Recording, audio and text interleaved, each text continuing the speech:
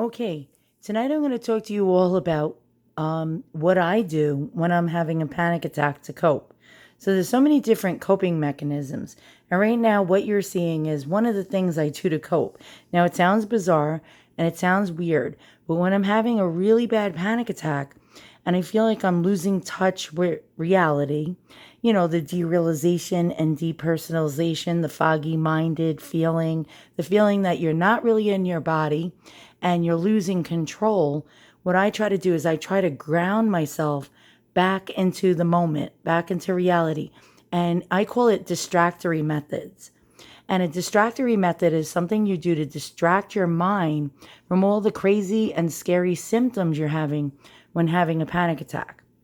So basically, what you're seeing here is something I see on YouTube all the time called a live stream. And I really, really, for some reason, live streams, especially in the middle of the night, calm me down. For some reason, when things are live, like I can't watch pre recorded videos on YouTube when I'm feeling anxious. I like to watch things that are happening live, even if it's 3 in the morning or 4 in the morning. So, for example, here's it's called Smoke and Scan. It's actually a guy that live streams a lot, and he covers regular things like police chases. He covers the rioters that are rioting right now in the USA and stuff like that. And so here's an example of what I do to calm myself down. For example, I'm watching the video, and when I'm having a panic attack, I can't really even focus on what's going on in the video. But what I do notice that helps is this. And I'm just going to move my camera to the side. Here we go. And you'll see in the corner here, let me just turn this a little. You'll see something called a live chat. And what I do is, now I'm very shy and I have also a social phobia as well. I get nervous talking to people. As a matter of fact, I'm even nervous when I go on the telephone.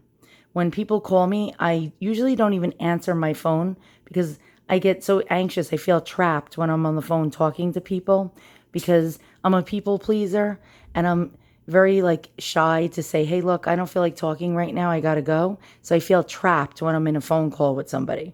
So here we go. So you see this little live chat going on right now? There we go. And people are just talking. And I notice people like to talk about food a lot. They'll be like, I just had Mexican food, like out of nowhere. It could be a video about, I don't know, a tornado. And people are like, oh, I just ate a burrito. I just had a slice of pizza, or I baked a cake. And it's just like normal, regular people just chatting about stuff. So what I do is I go straight to the comment part, and I just start writing a comment, and I'll be like, hey, where are you all from? And then all of a sudden people will reply back. They'll be like, I'm from Chicago. I'm from California. I'm from, and stuff like that. And then I'll say, how many people here are from New York? I'm from New York. And then you'll say, oh, I'm from New York. I'm from Queens, New York. I'm from Brooklyn, New York. And then I'll be like, oh, like another dumb thing. I'll start asking people questions like, oh, what's your favorite food? Have you ever had, I don't know, Sicilian pizza before? And yeah, it's so cringe, right? But what I notice is as I start to talk to people, strangers, and they start answering my questions and they start getting into a conversation with me, I'll notice that my panic attack will just start declining slowly, and suddenly it goes away. And that's one of my coping skills. Another one. Okay, this is going to be really, really, really cringe as well and embarrassing. But I notice I get most of my panic attacks in the middle of the night, pretty much when everybody's asleep and I feel like I'm all alone and I can't get to any kind of help when I'm having one. So what I'll do is, okay, this is going to make you laugh. I'll get I don't know, a can of Campbell's soup, and on the back it'll say, have any questions? Dial 1-800 chicken noodle or whatever it is for the Campbell's soup number. And I'll call customer service up and I'll ask a dumb question. I'll be like, is any of your products made in China? where do you get your chicken from? Does it have antibiotics in it? Like, actually, I'm not even, I could give a rat's ass if it has antibiotics in the chicken, because most chicken has it anyway. But by talking to another person on the customer service line, by the time they start talking back to me, replying to me, answering my stupid questions, and I feel bad for these customer service reps because they must be like, what the hell? Why is someone calling me at 3:30 a.m.? My panic attack goes away. So those are my coping techniques. Another one I have is I'll try to distract myself by doing something, like whether it be a hobby, like maybe I have to, fix an antique because I collect antiques. I'll start getting out all the supplies to fix one of my antiques and I'll start working on it, even though I feel like I'm about to drop dead and die. And at this point, I'm thinking I'm having a heart attack and I'm about to, like, my heart's about to explode out of my chest.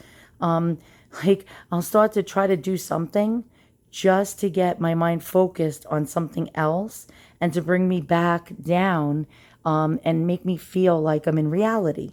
Okay, so I don't know if that helps you. You write it in the comments below. I noticed a lot of people with anxiety disorders and panic disorders like live streams for some reason as well. Because I will notice a lot of times in the chat, people will actually say, I'm having anxiety right now. And or I'll see somebody say, I'm having a panic attack.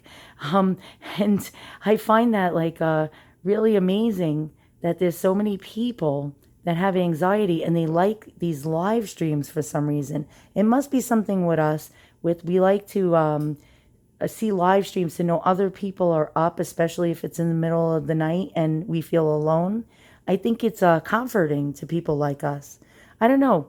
If you haven't tried it yet when you're having a panic attack, look on YouTube, go into the filter, click on the thing that says live, and if it's 3 o'clock in the morning, I'm sure there's a live stream out there, whether you're interested in the video that they're showing at the moment that's live, but just start talking to people in the chat about random stuff, like stupid stuff. Even if it's cringy to you and you're a little embarrassed, you'll notice a lot of people are usually stoned and they're like high off their ass by they're probably like smoking some weed, and they'll just start bullshitting with you and talking to you, and you'll notice that your panic attack will start dissipating. All right, guys, once again, thanks for watching, and I'll see you all soon. By the way, it is now 5:07 a.m. here in New York. And yes, I'm still up. I was having a panic attack. And this is what I just did, as a matter of fact. And it brought me down and back to reality. So long, and I'll see you all soon.